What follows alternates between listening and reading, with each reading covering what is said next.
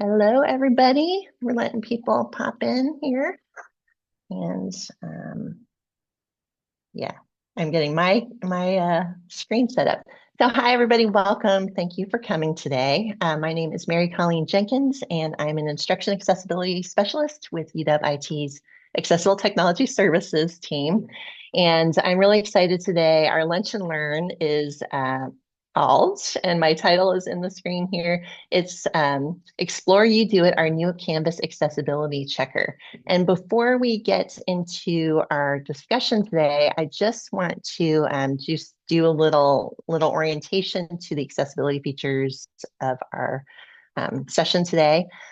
We are recording today, and transcripts and captions have been enabled, so you can access those down at the bottom of your screen in the toolbar. You should see the little circle with the dots that say more. So if you don't see the captioning option there, click on that. You can choose from show subtitles, view full transcript, or subtitle settings. If you choose view full transcripts, the transcript will appear in the side panel. We will be having a Q&A session at the end of Elle's discussion, so please feel free to add questions into chat as we go. We'll read those out and answer them at the end, or at that point, you can also unmute yourself and voice any questions that you have today. So on that note, I am going to stop sharing my slide and turn things over to Elle Schofield, who is, I have it on my screen, with UW-IT Student and Educational Technology Services, or SET, and she's going to do a little demo for us on UDOIT, which is our new accessibility checker. So I'm going to stop sharing, and Elle, I'll let you take it away. Thank you so much, Mary Colleen. Hi, everybody. Am I coming through okay on the audio? Excellent. Love it. Great to see some familiar faces here and some new ones. I'm Elle Schofield. I use she, her pronouns, and I work in the UW-IT unit specifically focused on educational technology tools. I'm very fortunate that that means that I get to work a lot with the Accessible Technology Services team on implementing tools to help folks who are making their content accessible in Canvas. So the goal of today is to provide a kind of quick overview and introduction to UDOIT, which is one of several accessibility checker options in Canvas, but one that I'm particularly excited about for a couple of reasons that I'll get into in a bit. Mary Colleen said this already, but what UDOIT is it's an accessibility checker. It's designed to look over your content in Canvas and check to see whether it meets particular accessibility requirements or not. So it will check things like color contrast, whether the text of your links is descriptive of where that link is going to versus just being http:// etc. Things like that, the kind of core accessibility requirements. And it will check that for both files that are in a Canvas course and for pages and embedded content, things like assignments and discussion prompts in the platform. So you may have already heard of Ally, which is the accessibility checker that we've had for several years at the University of Washington. As of the summer, we also instituted a site-wide license for UDOIT. Which is actually originally kind of an open source tool, but we have adopted a kind of extended version of it from a company called City Labs. The tool has a lot of the same features as Ally. It will help look through all the files that are in your Canvas course. It will check for accessibility issues on individual pages and assignments in a variety of ways, but it handles a few things particularly well. One of them is images, and another one is PDFs, which of course I think are heavily on a lot of our minds right now. And so I'm going to talk through the basics of using this tool to start fixing content in your course, and then a few of the specifics related to those features. So let me get started sharing my screen. As a note, I am going to be using a sample course that is in the that I've basically built out in Canvas. It is using content that is not from any UW instructor. It is a 2018 course that I pulled from Canvas Commons from a completely unrelated institution. Nothing here is a reflection on anybody you know or work with. So just for what it's worth, I'm using this basically as an example so that I could get a whole bunch of things like PDFs and images all in one spot. So first things first, if you've arrived at a course in your Canvas interface, so you've signed in to canvas.uw.edu and then selected the name of the course you want to visit, it should have your homepage and then a whole bunch of navigation items on the left side. We've put the accessibility tools, TidyUp and UDOIT, down near the bottom of that list, just above settings. So I'm going to click UDOIT from here. If you don't see this in the navigation settings, it can actually be enabled in the settings menu down here. You can change what's in the navigation, but conveniently I have it right here, and most folks should see that right there too. So I'm going to hit UDOIT, and then it will open up this interface. This interface provides a quick overview of what's already happening accessibility-wise in my course. So you can see that it has a course scorecard that describes the different levels of impact of different types of issues and then gives me an overall course accessibility score. Now, if you're familiar with Ally, Ally also gives a course accessibility score. Those scores are computed in different ways. So UDOIT, for instance, often places a higher emphasis on embedded content and a lower emphasis on course files. So depending on how your content is balanced or what kinds of issues you have, this score may be quite different from the score you see in Ally, and that's totally fine. Don't worry about it. It's just basically how the algorithms are set up to prioritize different types of issues. Fundamentally, most of the issues themselves that are flagged in the two systems are the same. It's just that somebody decided on what the scoring system was and essentially this accessibility quiz, if you will, and they assigned different point values to different questions. That's basically the big difference between these tools. So there are a few different ways, if you see an overall course accessibility score like this, to actually start to dive into the individual things that you can fix in your course.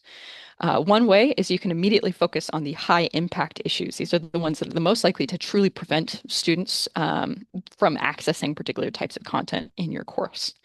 So one thing, I'm delighted to see that all of my pages have headings set, so there's no issues there. But I'm seeing that there's some PDFs that have issues, some Word documents, and some images. So I'm going to go to images first as an issue to fix, and it will allow me to look at all of the image issues in my course at the same time. If I look at this list, it is showing me that I have the module, basically the name of the content that I'm looking at, the type of content it is. So this top one is a page, whereas some of the other ones are announcements, and then a specific name for the issue. All of these have the same issue except for the last one, which is that alternative text uses file name rather than a descriptive label. This is a common issue, is that if you import an image directly into a Canvas course without setting alternative text or a summary that a screen reader can read for that image, it will typically fill in that alternative text field with just the name of the file. So, screenshot1.jpg or something like that. Not terribly descriptive for the folks who are trying to look at that content and interpret what it is showing or referring to. So I'm going to click the review button next to the first of those issues. And what's great is it pops up this UFIXIT interface, which is the name of the tool that goes through your embedded Canvas content and helps you fix it. It will show me where it's found, the name of the page where this content exists. It provides me a description of what the issue is. So alternative text is an alternative non-visual way to describe the meaning of an image. Please provide a brief description of the image for a screen reader to use. And this is a good note just for anyone who's writing alt text. It should not be the image file name, and it should be 150 characters or less. So if this were a graph, for instance, it would not be recommended to describe every single thing in the graph. Thankfully, this is, I believe, a picture of a comedian. And so I do not need to probably use more than 150 characters to describe it. Does anyone know the name of that comedian? I'm trying to recognize them from the tiny I think picture. it's Sam Kinison, but it's really small, so I can't verify Okay. that. Well, let's say this is Sam Kinison during a speech. I'm not the best alt text generator, but I'm gonna have this as a start. Let's see here. Speaking into a microphone. And one of my favorite things is I can edit the alternative text directly in this field. And as soon as I hit the save button, it will immediately put this alternative text directly into the place in Module 2 resources where this is. I do not need to open that page and edit it manually. I can just edit it from right here and it will be applied. There are some other options if for some reason editing the alternative text isn't the right fit. You could mark the image as decorative from here as well, which is should only be done in the case where the image is not actually providing any content or meaningful information for the page. Or there's an option to do a manual resolution. So basically, if for some reason this was an image where alt text was not the appropriate accommodation, very rarely true, we could actually check a box on here. It doesn't even look like it's giving us that option because we've already incorporated something that is going to fix it. But you have the ability to check a box that says this content has been fixed or has been at least reviewed, and we don't want it to be counted on the report anymore. This is basically a way to check the box saying, I would rather this not show up when I run future scans. It takes it off the checklist of content that you still need to work on. One of my favorite things about using UFIXIT in this interface is that once we've saved, whoop, yes, indeed, the changes were already submitted. It actually makes it really easy to just jump to the next issue. And I keep moving all the Zoom faces around so that I can actually see everything. You can see that it has previous issue and next issue. Once again, this saves a lot of time compared to actually going in and looking at each page individually, that you can look at all of your images and enter all your alt text at the same time while you've got your best practices written down in front of you. So what I can see here is that there's marking the image as decorative or applying to all identical issues. This is a handy thing to see, is basically if they see copies of the same image appearing in multiple places, you can edit the alternative text in one place and then have it updated across all of the different places that that same image applies. So this looks like a flow chart between, let's see here, of funds between households and other organizations. Managed to stay under 150 characters. More details in caption. Since it's a graph, there's a lot of, or a flow chart, there's a lot of information in there. And so my intention will be to edit the content of that page itself. So what I'm going to do is I'm going to save this. In fact, I'm going to apply it to all identical issues. But then I know that I already want to actually go edit this somewhere else, like directly in the module. So I'm going to actually open the module in a new page so that I can open it directly. You can see that it opened immediately in a new tab when I clicked the module name. And that module, now I can actually see that image in context and edit the rest of the page. So in cases where the fix is a little more complicated, say where you need to add a caption, this is a great way to be able to quickly open that up, add some additional information. We see first, as is depicted in the diagram, savings is necessary for investment. So basically, I'm going to add an explanation of the diagram here, and then save the content directly. Don't need to send a notification. So I've now saved that content. I'm done working on this page, so I'm going to hit close and it takes me right back to UDOIT because that page is still open. And once again, I can just hit next issue and keep on sifting through these. So this is an example of how this works. Is basically you can pick an issue type and just one at a time quickly run through and fix all the issues of that same type. I find this especially helpful for image alternative text and for fixing links to replace them with descriptive text. I'll show a quick example of that, and then we'll move to everyone's favorite example, which is dealing with PDFs. So let me go back to my UFIXIT interface. Oh, we're already here.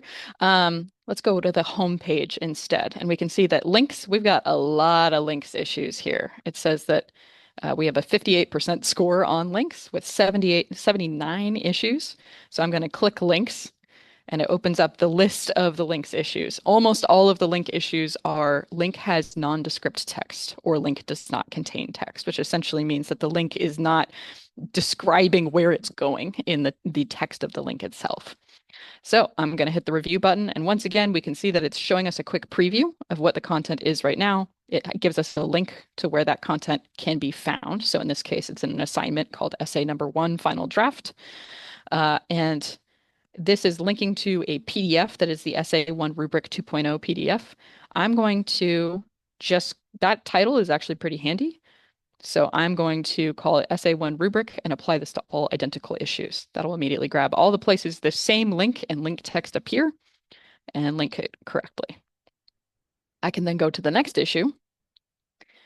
And this says the link does not contain text. And what I'm noticing is on the page, it looks like there's not meant to be a link here. Maybe I edited this page and I just didn't delete the link correctly. So I'm going to delete this link completely instead and hit save. Lovely. You can see how fast this goes once you get the hang of it. It means that there are certain accessibility issues that you can fix within seconds, which I find incredibly helpful.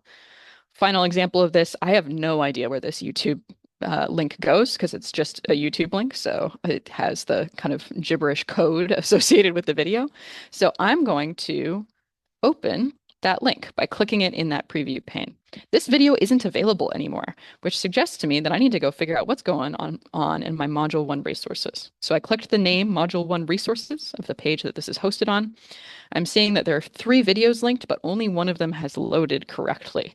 So I'm going to edit this page and remove the 2 links that don't need to be there. I'm going to delete them directly on the page because that's the easiest place for me to see the issue. Whoop. But the truth is I also could have easily deleted these directly using the UDOIT interface. You saw that there was a button that allowed me to delete the link completely instead. So I've saved that. I can close out of it and go back to UDOIT. And I'm going to open manual resolution, confirm that this content has been reviewed. Whoop. It's been changed outside of UDOIT. This is fun. It's got some new alerts that I haven't seen before where it's actually letting me know if the change that I'm trying to apply on the page has already been resolved somewhere else. That also means that if you're working on this stuff at the same time as another instructor, it might be able to flag for you whether the information you have on your page is out of date. So that's handy. All right. Going to close out of this. So UFIXIT is this fixing interface for issues that are in the embedded content in the course. We've seen it in pages, assignments, and I think some announcements were the examples we saw so far. Let's review course files. This is the other category up here. If I had a slightly larger window, you would actually just see course files as an entry on this top navigation bar. And in here, we have a list of all of the files in the course and the number of file issues. So there's 16 total files, 13 file issues. No surprise, most of them are with PDFs. That typically happens here. So we've got some rubrics, and the file issues that we're seeing are that the file is missing a title element for many of these. And in one case, the file lacks the tags needed for navigation by assistive technologies. So this may be a scanned PDF or a PDF that was generated through some sort of file format that does not create a tagged PDF. As a result, a screen reader doesn't know what text is in this PDF and would not be able to or share that information in a structured way. I took the time to already go through this, so I knew that this file was here. But I'm going to click the review button and show you what you can do if you see a PDF that has one of these flags on it. So there are a few options just on the left side. You could replace the file with an uploaded file. So if you already, for instance, have contacted the libraries or have identified a more accessible resource that could replace the one that you have, this button will be enabled no matter what to replace the file with an uploaded file. However, I also have a couple other buttons that are enabled here because I had already hit the request option on some of these alternate formats on the right. So UDOIT has a handy trick of being able to generate alternate formats when prompted for PDFs. And the formats that it offers in this case are a Canvas page, which is basically HTML content designed to be formatted in Canvas, an HTML file independent of Canvas, an EPUB digital book, plain text, an MP3 audio file. These can be a little bit fidgety if you're using multilingual text, just as an FYI, but it can try to read the text that it can recognize using content recognition. And then finally, an auto-tagged PDF. And I think this feature was actually introduced since we got our license for UDOIT, so it's very exciting. These alternate formats are computer generated, they're AI generated. It's a best guess that the computer can do of how to create a formatted version of the document. So one note is that this isn't going to make an absolutely perfect version of either a Canvas page or an auto-tagged PDF based upon the content you provide. It will, much like auto captioning for a video, do its best guess of what it can do. So for a handwritten notes document, it might be a little sketchy, but in this case, let me look at the file, how to write a summary.pdf. This file is it's a pretty clean scan The text is pretty clear, although it's underlined way too often. Uh, it's, white background, clear text. It looks like it's even allowing me to see some of the text highlighted, but that maybe the order of it is a little bit quirky. No surprise, it's because it's from the Odegaard Writing and Research Center that it's already got some of that formatting very elegant and in place. Okay, so I'm going to go back to my UDOIT tab at the top. And I had requested in advance both a Canvas page version of this, so converting the PDF to a Canvas page that can be embedded directly in my course, and the auto-tagged PDF version. And I'm going to share with you all how those turned out. They take a few minutes to load usually, and so I basically already have cooked the casserole in this case so that we can take it straight out of the oven for our cooking show. So for the auto-tagged PDF, let's look at that first. So it created a kind of funny name for it. Download how to write a summary _PDF.pdf as basically the way to note that this is the PDF that was generated from the previous one that now has the tagging in place. This has not yet replaced the PDF that we were working on before, but you can see it is visually the same file, but it has some additional structuring within it that makes it happier as a scanned PDF. So it should have heading structure added in here. It probably has noticed that this is a footer now as well. And it looks like, I mean, this is always one of my first checks is when I'm looking at a PDF, does it let me select text kind of smoothly or not? Because if it doesn't even allow me to select text at all, then that's a pretty clear sign that the PDF has not been, I guess, had any sort of content recognition done on it so that this text can be read by a screen reader. I don't have a quick way from the interface right now to confirm that this has all of its issues fixed, but it does look decent. That said, I would much rather have this be a Canvas page so that I can make some small modifications to the content. So let me go check out how the Canvas page turned out. All right, I'm going to go to Canvas page in my alternative formats list and then click View to take a look at that. All right. And it created how to write a summary.pdf as a page in Canvas. So the text is all directly embedded on the page. It's got heading structure. It's got some formatting, including italics and underlining. Some things I'm noticing right off the bat is that the numbering didn't work out too great. It doesn't seem like it's gotten the numbers in order compared to this, the original document has a pretty clear breakdown of the list. This one, it's mostly just put all the numbers together in a paragraph. However, that's a pretty easy thing for me to fix just by editing the content directly. So I'm clicking edit here. I'm going to just turn this into a list by by basically deleting the segments and hitting enter. I won't do them all right this second, but just as an example, this is the kind of thing where it's incredibly difficult for someone who hasn't done a ton of PDF remediation to make these kinds of fixes directly in a PDF without the right software, whereas it is much easier to fix a Canvas page. And so if you have a pretty complicated piece of content that you'd like to be able to modify and make accessible without having, say, Adobe Acrobat Pro, this can be a way to do that. So I'm going to turn this into a numbered list. Whoop. I'm going to try that again. It is cranky with me right now. I apologize.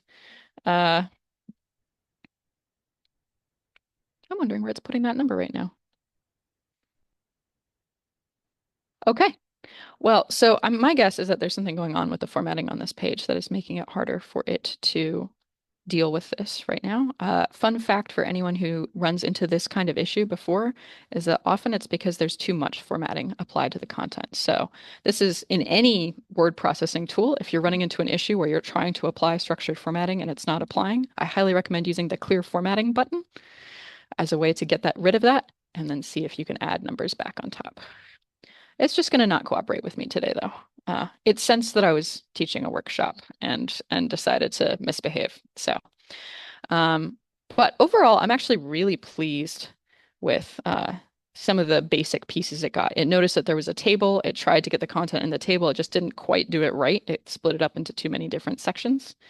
It grabbed some of the underlining. It grabbed a lot of the text in the correct order. There's a writing summary. And there's some examples. I like in particular, one thing that's handy is that it actually does grab heading structure in in the page. So it doesn't just grab the text and copy and paste it, which is what you might be able to do on your own if you grab a PDF and just like select all the text and copy and paste it over. This is actually doing some interpretation beyond that, including some formatting and some heading structure.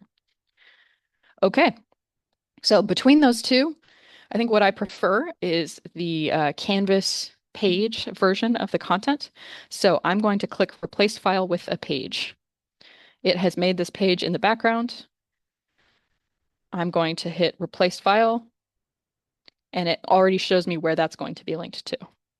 So that will put it in the modules, and it will replace any links to that old version of the PDF with a link to the Canvas page. Great. And then with that, I can just go right on to the next file and make the same set of decisions, either request new formats or just replace the file directly. Of course, it's very unlikely you're going to have time to get through every single issue at whatever moment you sit down to do this. But one thing that can be handy is you can start to request some of the files, go take a day, go do other stuff, come back to it later, and then check to see which file versions you want to start from there. At any time, you can close, refresh, and return to these reviews. But a nice thing as well is that you can always go back to the top, scan now, and see if you have a slightly improved score in your course. I think that's a pretty thorough overview of the basics of using UFIXIT and UDOIT. So I'm happy to pause there and switch over to Q&A mode. I see that there's some entries in the chat, so I appreciate you letting me just talk stream of consciousness for a little while first. And if that's okay with you, we can shift gears. Oh my gosh, yes, that is great, Elle. Thank you so much. And we're in the same room, but we both have headsets on. So you probably didn't hear me going, ah, ooh, ah. I was reacting to how cool this is.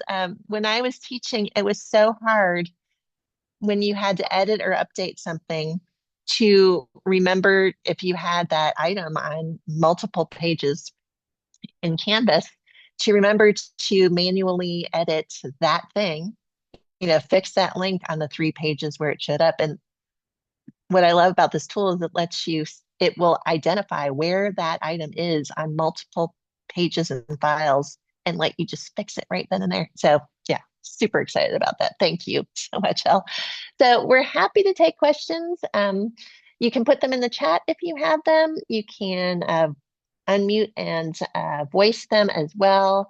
Maybe there's something that Elle referred to and you think, oh, I just want to see that again, or any sort of thing like that, you're welcome to ask us to review, or maybe there's something that you see on the screen that you haven't, that you're curious about. So feel free to ask anything. I see Gaby has a question. Go for it. All right, thank you. Super cool demo, really, really interesting. Correct me if I'm wrong, but I was wondering, is it possible to apply alt text to the same image, but if that image appears like in a different location in that course? Because I noticed in the interface, it tells you where that image appears, but you also had the option to, and I can't remember what the exact wording was, but there was a checkbox that said that something to the effect of, use this alt text for every time this image is included in this course. So could you speak to that a little bit? I thought that was really kind of compelling. Yeah, absolutely. So I will tell you the best of what I know, and then I'm also happy to follow up with the folks who are, managing this recording to fill in details, because I will fully admit I am an accomplished novice, not a pro with this tool. And there are things that change about this tool from time to time too, as they continue to introduce additional features. So my understanding right now of the way this works is if you find an image like this, this is a graph that appeared in multiple places in this course. Currently, the alternative text is just the file name. It gives us the options to edit the alternative text directly, to mark the image as decorative with a checkbox, and to apply to all identical issues, and it has the number 2 there. I think in an ideal world, I would be able to actually see exactly what those identical issues are. I may reach out to City Labs and ask for some additional features there, but my sense is that this is a way that allows you to essentially every time that this same image file D14.1.3 is used in the course, that it would add the same alternative text to all of those places. That is usually frequently what folks will want to do, but it is not always what folks will want to do. Let's say, for instance, someone has posted both a kind of lecture material page that has a description of, hey, here is the supply and demand curve. Here's what it includes. Here's how it works. And then separately, they have an assignment that prompts folks to describe what is in the supply and demand curve. You may not want as descriptive alt text for that second one as you would want for the first one, because part of the assessment is for people to essentially generate some of those pieces of information. So you may want the alt text to just be supply and demand curve in one place where it shows up versus another place. So maybe this module 14 discussion 1 digest is a totally fine place for it to be described fully, whereas perhaps another location that we found later in the list. And let's see if it has the same one. Yes, it seems like they use the same image multiple places in that digest. So it's 1.3 and 1.3. If you want to change them separately, you can do that. And you can do it directly in here. If you know that the first place it appears you want one chunk of alt text, and the second place it appears you want something else. You can also, of course, open the page directly. And this may be useful in some cases, is to actually just go straight to the page so that you can see the images in context. One thing to note about UDOIT as well, just while we're driving by this topic, is it plays pretty well with the other accessibility tools in Canvas. So the built-in content editor, I'm going to click Edit on this page, gives us some ability to change these images as well. So I can click on an image, click Image Options, and it will allow me to update the alt text right here or to select Decorative Image. I can also use, there's this little kind of people icon or accessibility checker icon at the bottom of the text entry field. And I can click this too, and it will actually highlight as well the images that don't have alt text assigned yet. And so basically the same images are going to get flagged by both of these. And the nice thing is if you fix it in UDOIT, this accessibility checker will see that it's fixed and vice versa. An unfortunate thing is Ally doesn't always play as well with these two accessibility checkers as they do with each other. In general, I'm a huge fan of how Ally allows folks to fix content, and I think its scoring system is quite good.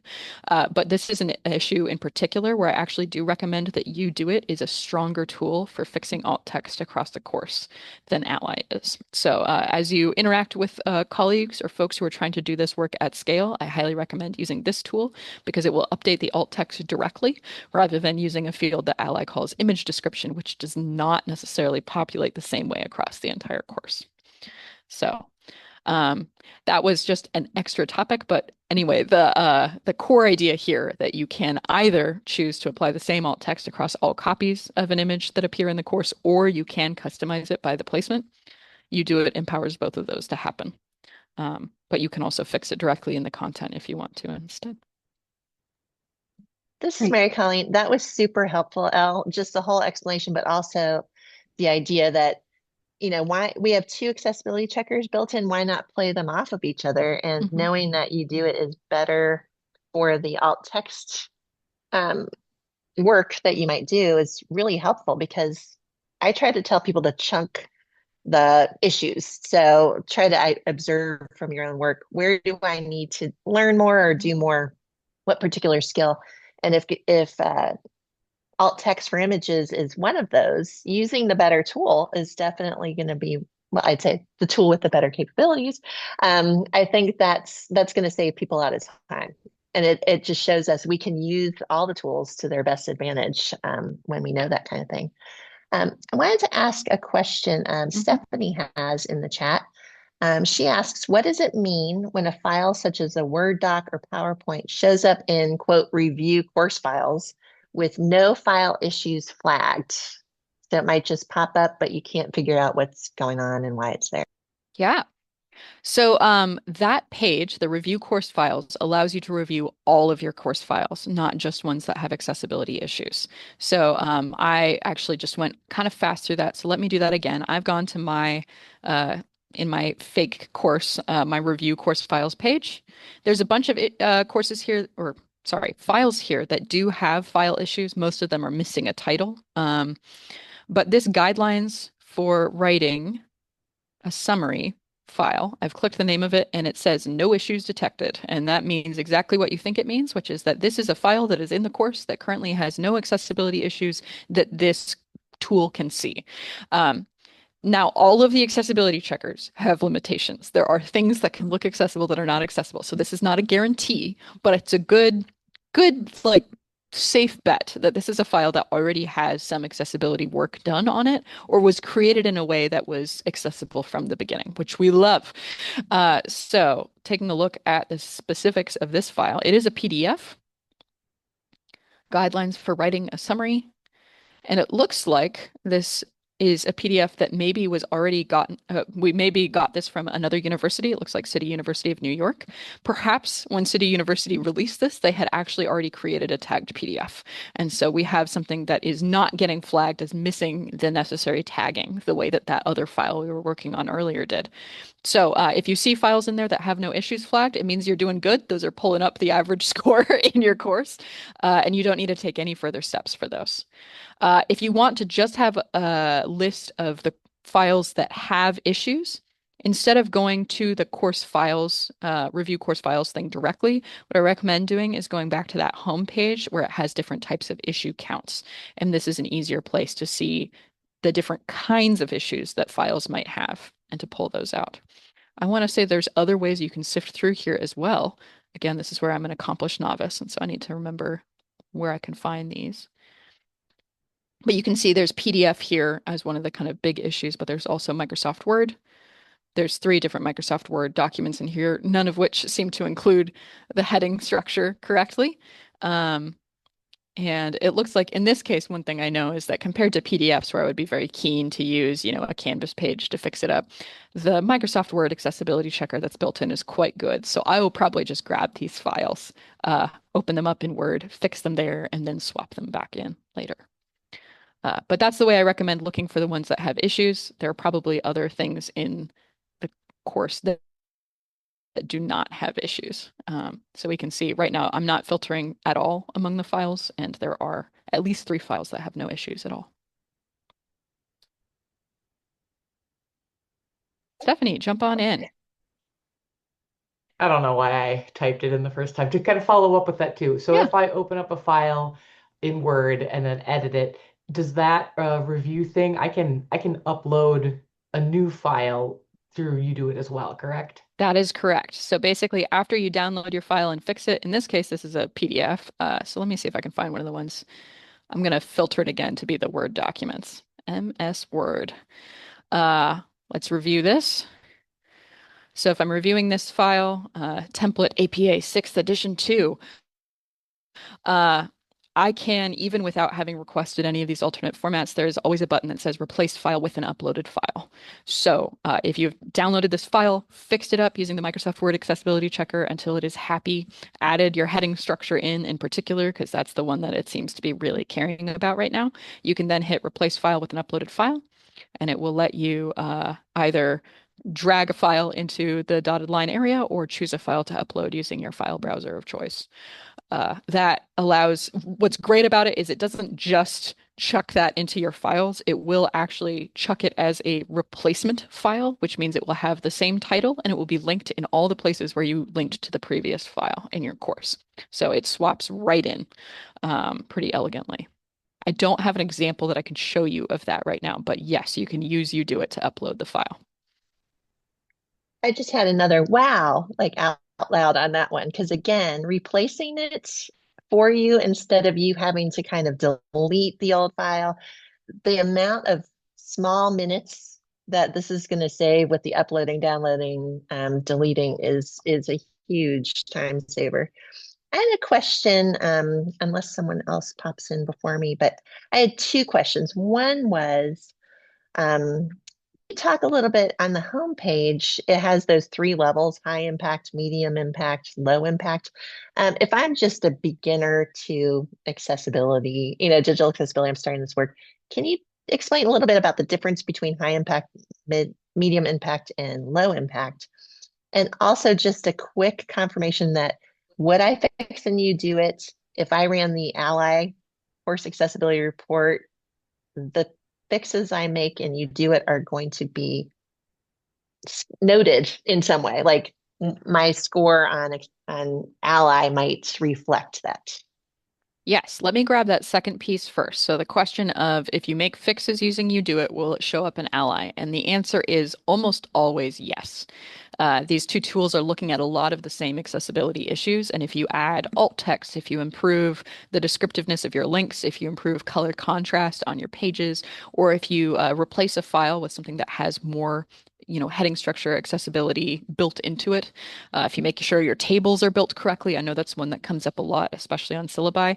All of those things, regardless of which tool you fix them in, will show up and will be useful. There's one small exception that we've identified recently, which is that I mentioned earlier, Ally doesn't always play super well with the other tools when it comes to image alt text because it has this special field it calls image description that it uses directly in the files repository in the course as opposed to in all the places where that file is embedded. And sometimes Ally may still think that you don't have an image description, even if you've entered in alt text in every place in the course. Now, your score should still improve from adding in that alt text. Ally is just a little goofy about this sometimes. I have to admit, it's not my favorite thing, and I actually have it on my list this week to go talk to the folks at Anthology who make Ally about trying to get that fixed. But as it stands, other than that, I'm not aware of any situations where you wouldn't see it either stay the same or dramatically improve from fixing it in either tool. It should be reflected across the board.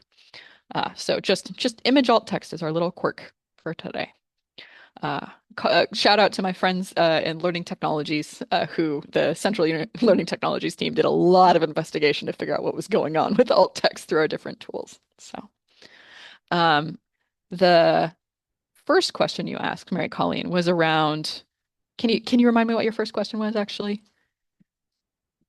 I think, oh, yes. So it's about the scorecard, just the difference between high impact, medium impact, and low impact. If I'm just learning this and I'm trying to figure out the differences here, can you just explain a little bit about the difference between those levels, high, medium, and low? Sure, absolutely. So one thing that's really nice about this interface is it actually has a few places that will explain this better than I do. One of them is there's a little section on the side that says need help. We've got some suggestions to help to get you on your way and get started. I'll click that in a second, but it also has how does scoring work as an information blurb. So I'm actually going to pop that open. This takes us to the City Labs documentation, which is quite thorough about how to use this tool. And the different issue types, there's basically a default configuration that City Labs provided us with that we are still using for how it weighs each of the issue types. But this is, I guess, somewhat arbitrary. Again, like it's different teachers grading the same quiz questions with slightly different point scores. So the ways that these different types of issues are weighted are sort of personalized based upon the organization that has decided to review it. However, the issues themselves come directly from the web content accessibility guidelines that drive this accessibility work. They're kind of what we're doing this all for. All of these tools tend to represent a significant subset of those guidelines. And the goal is to try and address the biggest impact issues that will affect the most users and that will make the biggest difference in whether a piece of content can or cannot be used.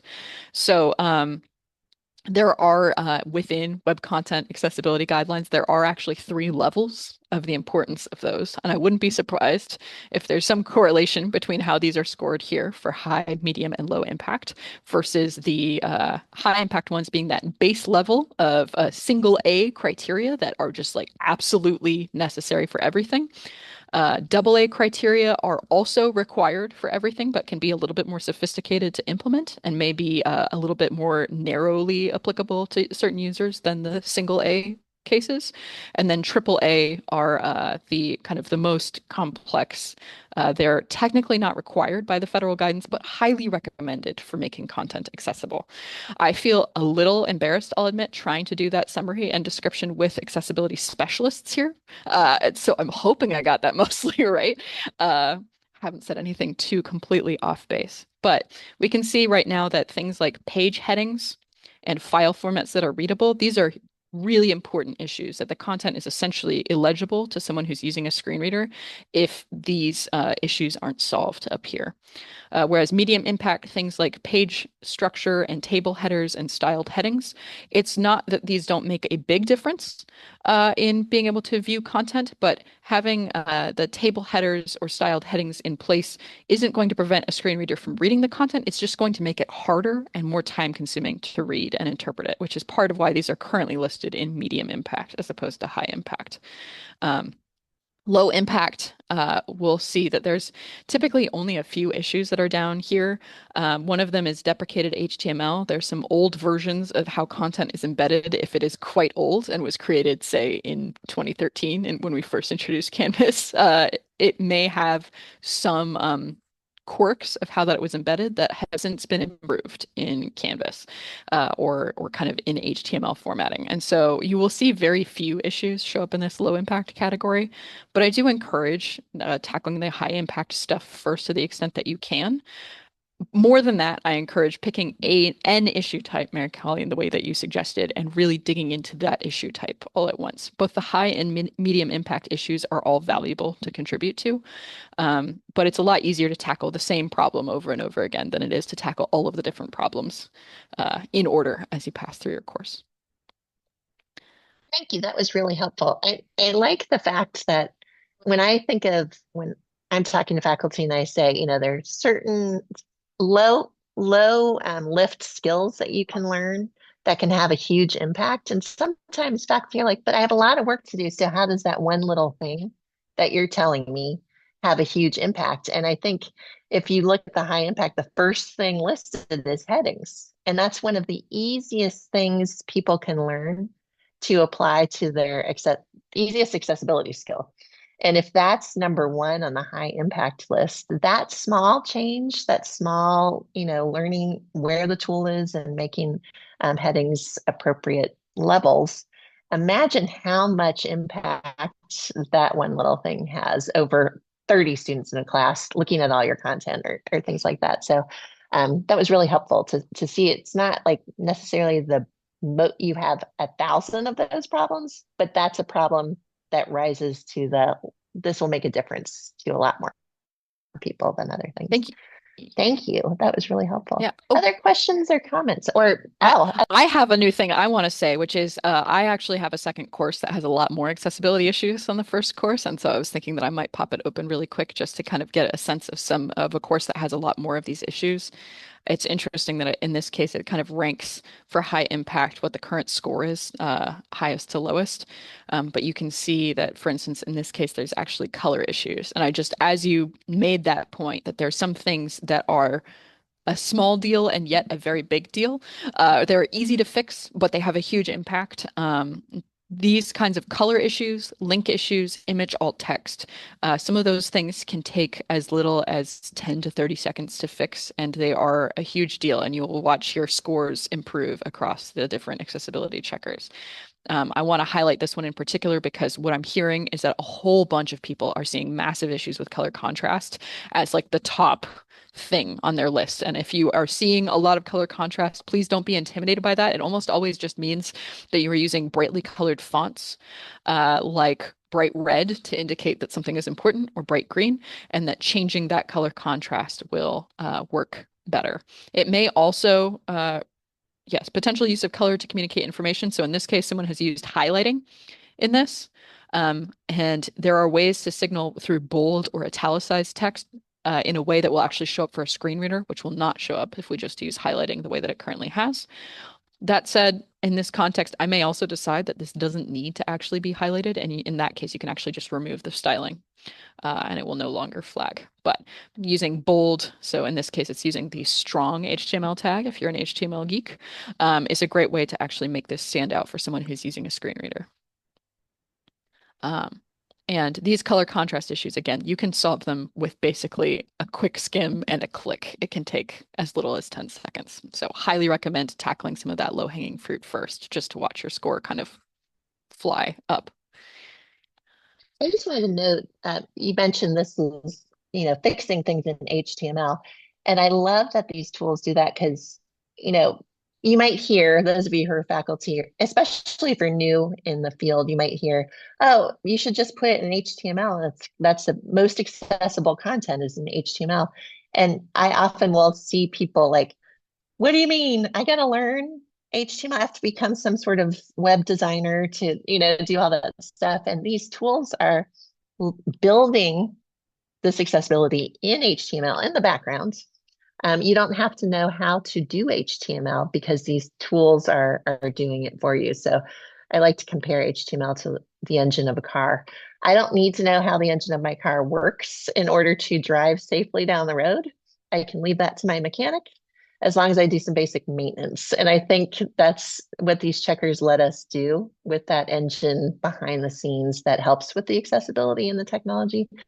We're using the tools that use regular words that we're used to, and the tool is doing all that HTML stuff in the background. So I think that's just, it really relieves a lot of stress about how technically savvy do I have to be to do this work. And really, with these kinds of tools, you can just be as technical as you currently are, maybe just learn some more awareness about what tools are available in the platforms you use, Microsoft, Google, whatever, and what tools are available to help make those things better. So this is really great. We're nearly at the end. We have 8 minutes left. So I'm just gonna see if anybody has any other questions or comments. If you have anything else. Oh, Delancey has one. I'll shut up. Oh no, well, hopefully this might be a quick question. I'm not sure. So I know there's the comparisons made between like Ally and UDOIT. But there's also the TidyUp tool. I'm sorry if I missed this. It's a Oh, lot it's of great. information. But I'm curious what kind of differences between TidyUp and UDOIT because I've tried both. I just like the workflow and UDOIT a lot more, but I'm wondering if there are, and I think I was in the previous TidyUp workshop, and Yeah. somebody recommended like do TidyUp like at the beginning of the quarter and like UDOIT towards the end. But I'm curious, like if I just use UDOIT, am I missing anything by not using TidyUp or vice versa? Or like do they do the same thing, just different presentation?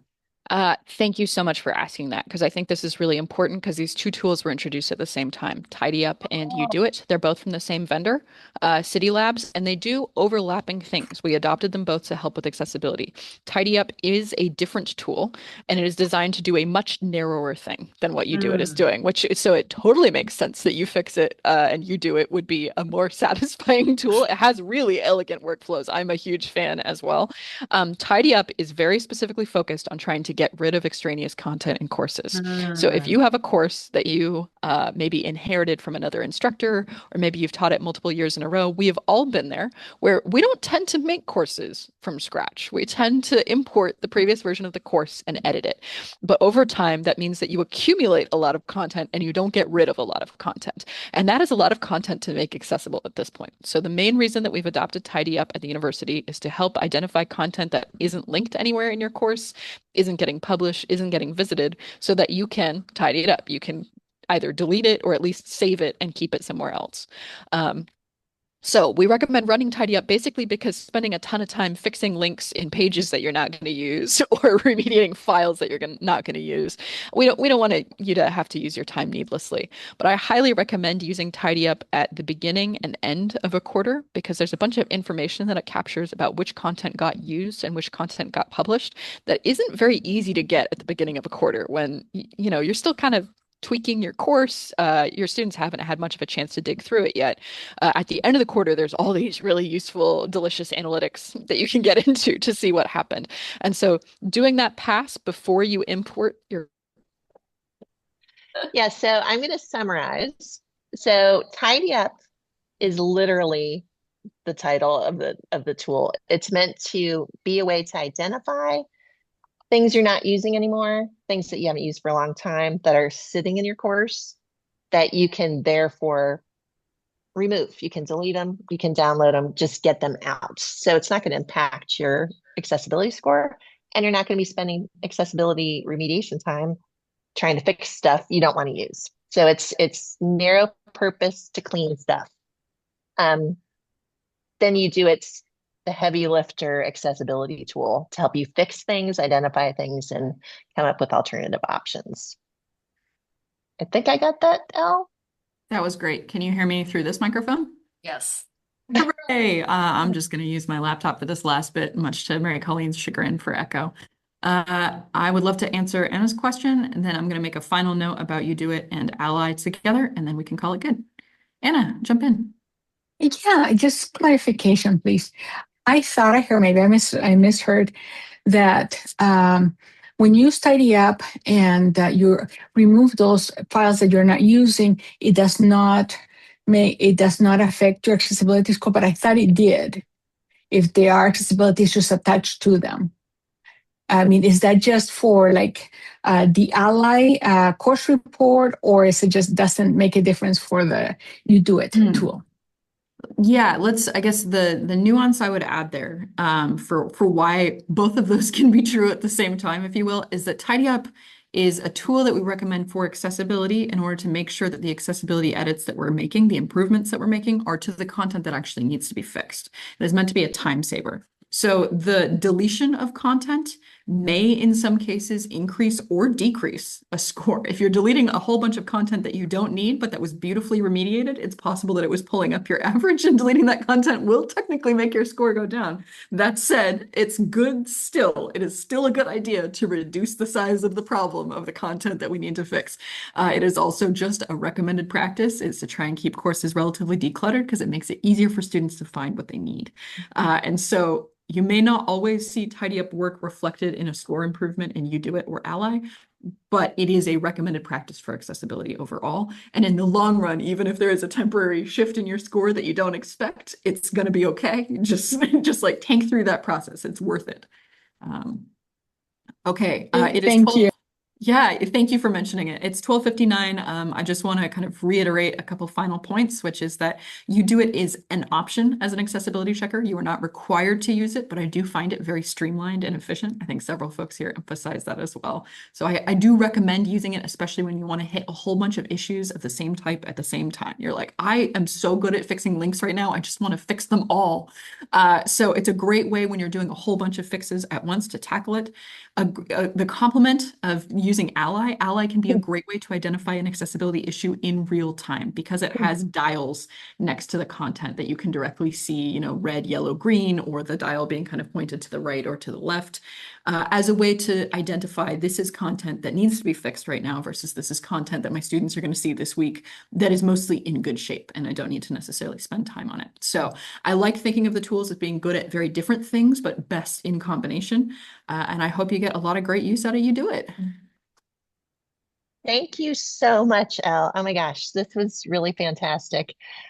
Just one thing to note about Ally. The university is looking for an 80% score in the Canvas accessibility checker by spring, for the compliance purposes. But again, you can use these tools in conjunction to help reach that goal. I am so excited about this. Thank you, Elle. We will have a recording eventually for this. So if you have friends who wish they were here, we can share that soon.